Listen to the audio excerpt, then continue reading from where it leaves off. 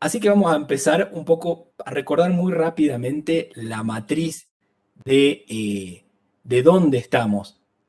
Paso a contarles un poco el lugar donde estamos parados. Alberdi había asignado en el juego del 121-126 cláusulas espejo al gobierno federal facultades muy limitadas. Esa fue la matriz que luego se fue distorsionando con el paso del tiempo hasta llegar a un sistema que concentra un montón de potestades, sacándole todo el jugo posible al 75 para unitarizar la cuestión, centralizarla. Pero si recordamos, esto lo escribió Alberdi en Derecho Público Provincial, una obra hermanita de las bases, donde incluye además un proyecto de constitución provincial de la provincia de Mendoza, y nos dice, el poder reservado al gobierno local es más extenso porque es indefinido y comprende todo lo que abraza la soberanía del pueblo. El poder general, traduzco, el federal, es limitado y se compone en cierto modo de excepciones. Solo es discumbencia lo que está escrito en la Constitución.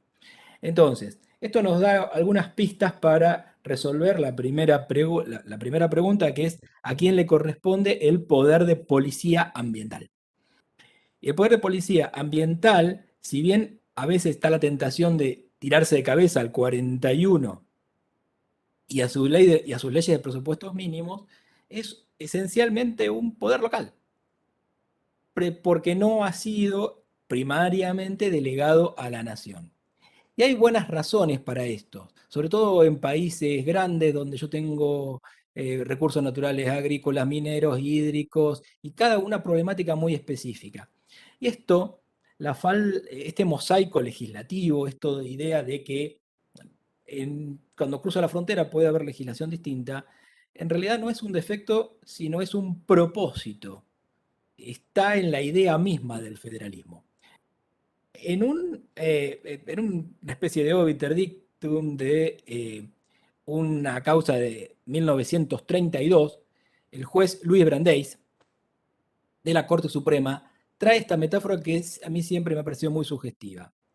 Uno de los incidentes felices del sistema federal es que un Estado individual con coraje puede, si así lo quieren servir sus ciudadanos, servir como laboratorio e intentar experimentos económicos, sociales y novedosos sin riesgo para el resto del país. Entonces, eh, de hecho, como estamos comprobando siempre en la legislación, hay un derecho comparado subfederal donde muchos intentos legislativos, algunos quedan en la nada, pero otros empiezan a difundirse y van pasando de legislatura en legislatura con adaptaciones. Entonces, esta es una idea buena frente a la alternativa de que una centralización excesiva genera la imposibilidad de hacer cambios graduales y adaptados a circunstancias muy locales, que el Congreso de la Nación no podría, ni con la velocidad ni la precisión necesaria, enfocar bien para regular. Entonces, esta es una parte de la teoría política de por qué, además de que es así, está bien localizar el poder de policía ambiental. Veamos otra última metáfora, después nos metemos bien en materia. Eh, Federalismo. Nosotros estamos muy sesgados a la imagen de la derecha. A ver, para que se entienda. Torta en capas, torta marmolada.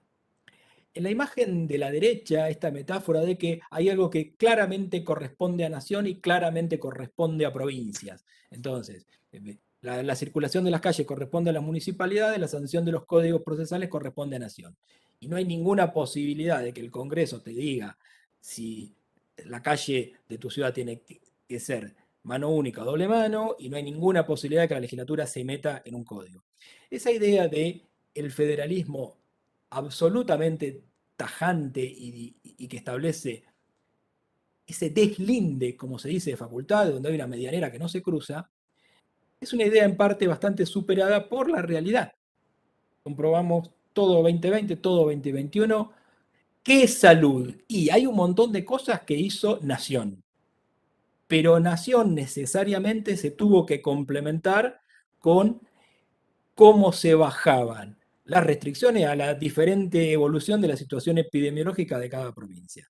No se hizo con la prolijidad propia de un desfile porque estábamos en modo pandemia, pero de ahí surge la metáfora de la izquierda de una torta marmolada, que es lo que nos muestra la realidad efectiva, donde se necesariamente tienen que interactuar y lo hacen todo el tiempo, normativa nacional, normativa local y órganos administrativos y de ejecución de los tres niveles para poder abarcar un tema. Y esto también sucede en derecho ambiental.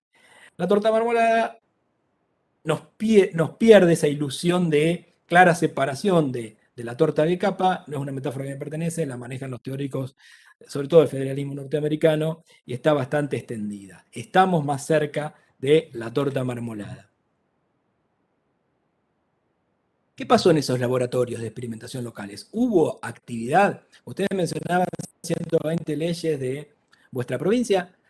Este histograma un poco sintético nos muestra desde el 90 hasta este año cuántas leyes dedicadas a lo ambiental se sancionaron abajo del Congreso de la Nación. O sea, cada una de las provincias. Las barras negras solo están para facilitar la lectura, que son los años que terminan en cero.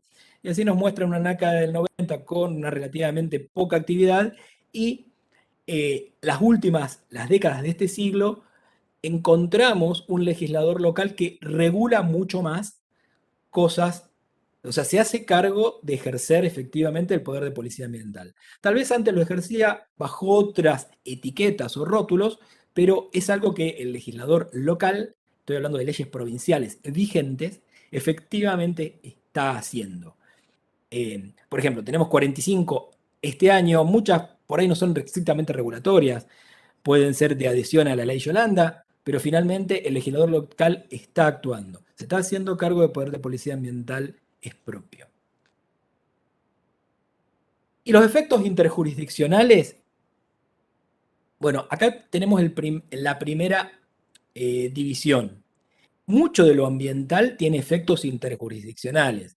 Es sabido buena parte del asunto del ya clásico litigio de La Pampa contra la provincia de Mendoza. La Pampa dice, yo me perjudico por cosas que están haciendo aguas arriba. Entonces, si es interjurisdiccional, la jurisdicción va a ser federal. Pero si no lo es, no. Entonces, es verdad que el ambiente es uno solo y no reconoce líneas, pero este caso no es que sea súper paradigmático, es uno del ejemplo de muchos que la Corte ha usado, Benito Wendy con Agroindustria Madera, había una planta de producción de aceite altamente contaminante y le pidieron Corte Suprema intervenga y la Corte Suprema dijo, no tengo por qué hacerlo. No hay ningún elemento que me estén aportando que permita calificar de que hay efectos interjurisdiccionales. Y de paso, nos dice lo que veníamos sosteniendo. El poder de policía ambiental es un asunto sustancialmente regido por el derecho público local y de competencia de las autoridades provinciales. En principio, la excepción es si es interjurisdiccional, empieza a dejar de ser competencia local y se federaliza. Recuerden que el artículo 41 nos habla de ley de presupuestos mínimos. Así como hicimos el histograma de qué estuvo haciendo el legislador local con la cosa ambiental en general, metémonos en hacer esta listita de supermercado, que por ahí le falta alguna cosa, pero básicamente es a los efectos ilustrativos. Lo que les quiero mostrar es que llamándola ley de presupuestos mínimos, por ahí hay algunas más conocidas que otras, como la Ley General del Ambiente, pero hay un montón más. Residuos industriales, gestión de aguas, residuos domiciliarios. Ley de glaciares hubo dos. Recuerdan, hoy hubo uno en el 2008 que se vetó y la que finalmente salió en el 2010. Y las tenemos hasta nuestros días. Leyes de presupuestos mínimos. Y hay algo que conviene recordar como una precisión conceptual súper relevante. Sigo aquí un artículo muy interesante de la doctora Florencia Saulino de este año, donde nos recuerdan que las leyes de presupuestos mínimos son derecho común, o sea, común a todas las provincias, con esta dualidad de que las sanciona el Congreso de la Nación y las aplican los locales, como si fuera un código civil y un código penal. No son leyes federales, Lo dice el artículo 41 con las mismas palabras que el 75, inciso 12 para delegar código.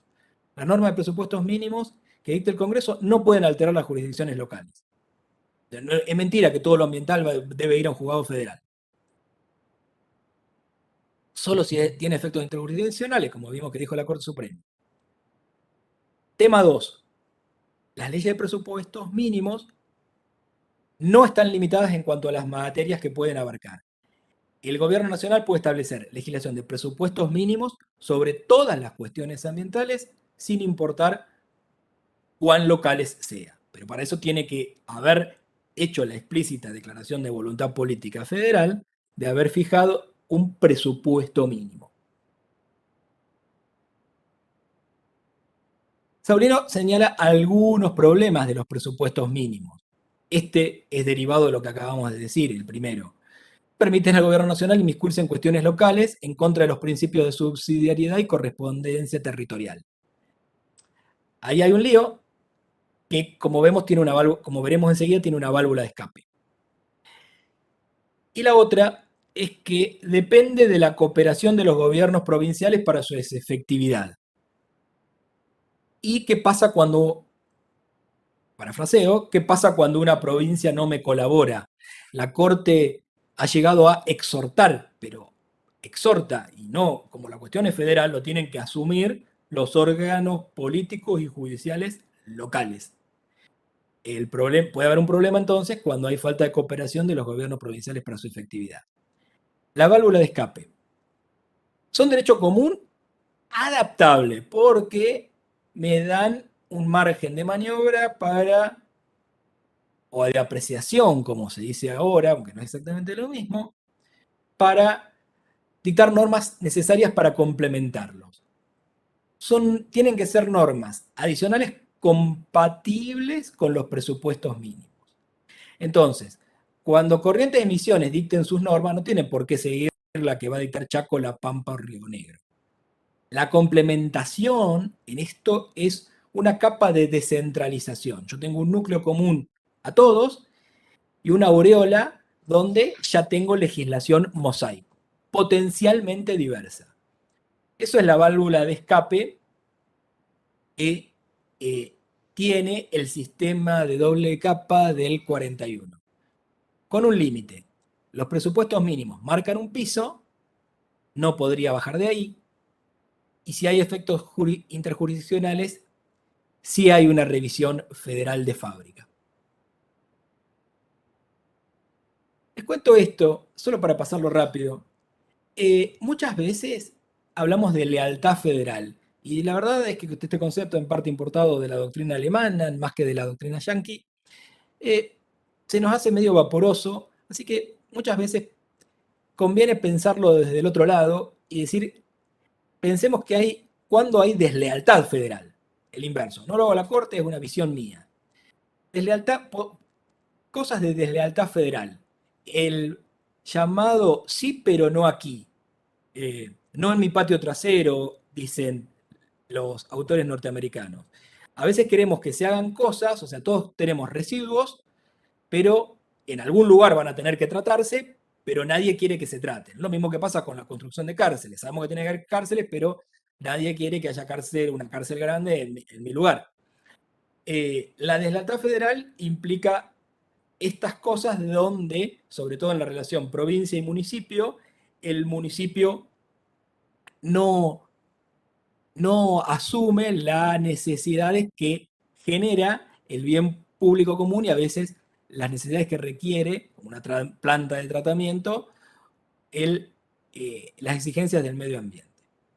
Entonces, esa es una donde alguien se pone más rígido porque quiere evitar tener un potencial agravio o una potencial incomodidad. Otra posibilidad es el oportunismo desregulador. Yo sé que no voy a pagar todos los costos en exclusividad de un daño ambiental, yo provincia, yo municipio, y digo, para atraer a las empresas bajo los estándares. Total, yo no pago el costo ambiental de eso porque se difumina en otras generaciones y el humo se va a otras ciudades.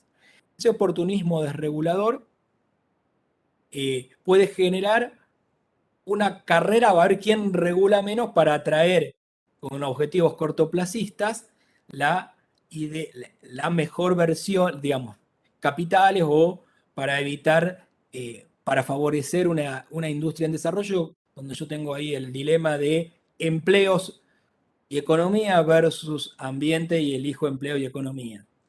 Por eso hay una buena razón para pensar que las externalidades tienen que ser vistas con un criterio nacional y federal, no con la conveniencia de cada. No somos una suma de partículas políticas, sino que somos una nación. Otras posibilidades teóricas, el desvío de poder. Muchas veces nos lo hacen en Europa. Digo, usan normas fitosanitarias para impedir exportaciones de agro o de carnes. Hay un rebusque ahí que es, usan un pretexto ambiental con fines regulatorios ajeno a lo ecológico. Una zona donde tenemos que prestar atención y ese es un ejemplo entre varios. Ustedes conocen el concepto administrativo de desvío de poder. En la divergencia, la norma local que va contra presupuestos mínimos. Ya lo había visto, esto es una variante o generaliza la categoría del oportunismo desregulador. Y finalmente está esta idea de la inacción, donde está el teorema del virreinato. Ustedes sabían que los Borbones sancionaban normas generales, acá se daban cuenta que eso no iba, era muy complicado de hacerlo, era inconveniente, y los cabildos ponían, me notifico, se acata, pero no se cumple, no lo voy a cumplir.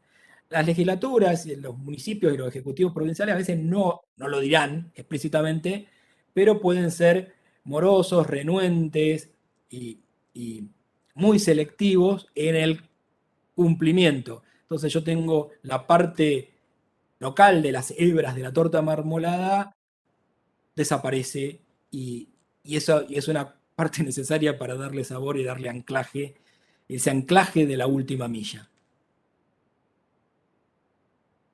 Cierro un poco con una posible tendencia. Acá muestro casos, no los voy a tratar uno por uno, pero ven cómo en la Corte Suprema se ha ido multiplicando los casilleros verdes. Los casilleros verdes es cuando local versus federal, la Corte falló local. Hay una tendencia. Entonces queremos ver un poco qué es lo que explica esta tendencia, qué es lo que explica votos alternantes como el de Lorenzetti y otros que son claramente siempre pro local. Vamos a ver si hay acordes detrás de este aparente ruido, pero también una posible tendencia. Que, y aclaro, no es solo ambiental, sino se involucra en los fallos tributarios, como eso contra Quilmes de este año. ¿Cómo se corta, cómo se pesa esa torta? Tres enfoques posibles. El primero, ya lo adelantamos, es el localista concurrencista. ¿Por qué concurrencista? Porque asume que ambos pueden, salvo que claramente haya una explícita privación o censura federal. Maqueda y Rosati van siempre por esa canaleta. Del otro lado, paso al tercer ítem, el enfoque dualista o federativo, muy torta en capas de Rosenkrantz y Haytos. O algo es federal o local, y si es federal, no voy a presumir que es concurrente. Toda federal absorbe competencias y consecuentemente invalida estos ejercicios y absorbe los ejercicios de poder de policía ambiental. En el medio, y como voto fluctuante, aparece Lorenzetti, con un enfoque que yo llamo ponderativo. Ponderativo porque no se fija tanto en de quién es competencia cada cosa, sino si hay una afección concreta a un derecho. Hay algunas precisiones teóricas que no voy a hacer acá sobre pequeños problemas del enfoque ponderativo de Lorenzetti, pero desde afuera se deja de escribir así. Vamos a ver si estos tres enfoques posibles que están de esa tendencia se aplican al poder de policía ambiental. En el caso que tal vez conozcan de Telefónica contra Municipalidad de Güemes de 2019. el caso, más allá de La Pampa contra Mendoza, donde estábamos todos esperando a ver qué peso tiene lo local. Cuestión, Municipalidad de Güemes dice, no voy a autorizar que haya antenas de celulares porque no estoy del todo cierto, principio precautorio, de que éstas sean seguras y no causen problemas a la población. ¿Quién gana? Gana Telefónica. Pierde la municipalidad, pierde las ordenanzas. Argumentos. Tenemos dos argumentos más absolutos y dos argumentos más relativistas. Son cuatro, así que los vamos a ver uno por uno. Del más absoluto, Rosenkrantz es competencia federal exclusiva. Servicio público nacional. Esto es necesario para un servicio público, un enfoque conceptualista, silogista, para todos son de alguna forma un silogismo, es competencia federal exclusiva. Hayton, que vota y llega a la misma solución, le pone alguna matiz. Dice, no vayamos tan rápido, no sigamos este enfoque conceptualista, pero yo miro, por eso digo teleológico positivo, miro el caso y digo, bueno, estas antenas son necesarias para la adecuada prestación del servicio de telefonía móvil. Si no fuera así, yo tal vez fallaría a favor de la ordenanza. Este es un caso de sí, pero no acá, o no en mi patio trasero. Todos queremos tener comunicaciones celulares, pero nadie quiere tener una antena telefónica cerca. Hayton, entonces, está junto con Rosenkrantz en la solución, con algo más relativista.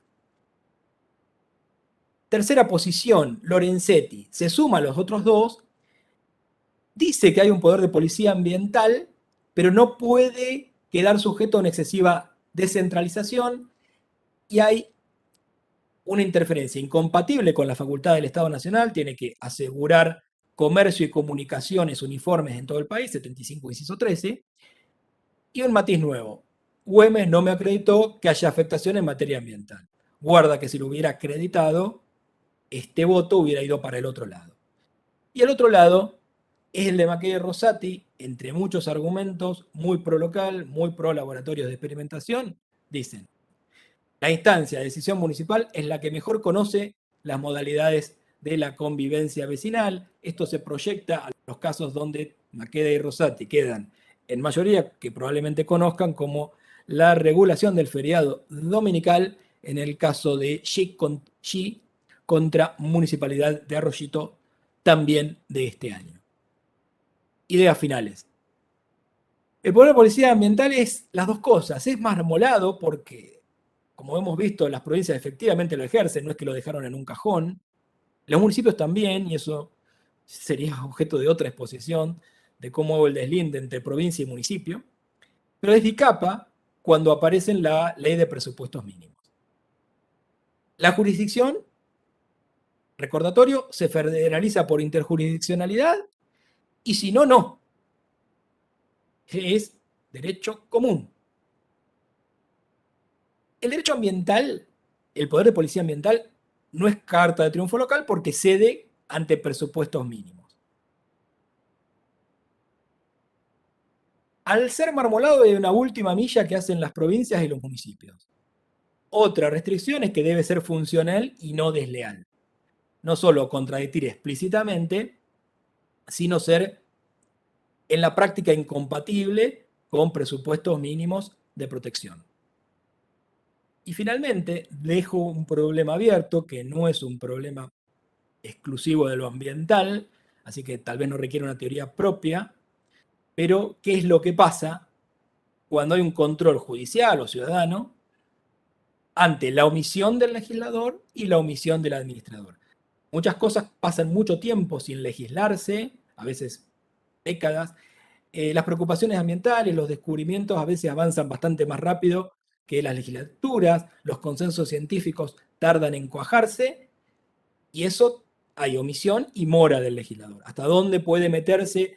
Recordemos que la respuesta judicial siempre es muy ortopédica, no muy, no muy funcional, más allá de exhortaciones al legislador. Este es un problema abierto, no exclusivo de lo ambiental. Y después, otro problema es, sí, se legisló, se reglamentó, pero lo legislado y reglamentado no se aplica, no se cumple, no se controla. Otra cuestión que por ahí tiene algún matiz si pensamos que en el control de constitucionalidad no es solo el control de norma contra norma, el control silogístico, on its face, o sea, qué es lo que dice la letra versus lo que dice la letra de la Constitución, pero en otro caso federalista, el caso Castillo con Salta, la Corte abrió una puertita para decir, no hay que contrastar solo la normativa, sino cómo efectivamente el Estado la está aplicando.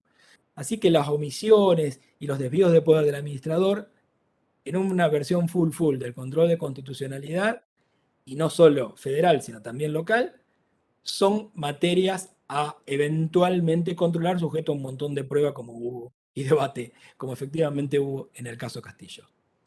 Estimados, estimadas, esta es una visión panorámica que seguramente va a ser complementada con los temas específicos de los disertantes que me siguen. Quería encajar todo esto, mostrar el mapa de competencias y algunas zonas grises y oscuras de cómo funciona la, lo que antes era deslinde y ahora es un entremezclado de competencias entre la nación y las provincias. Les agradezco la atención y muchas gracias.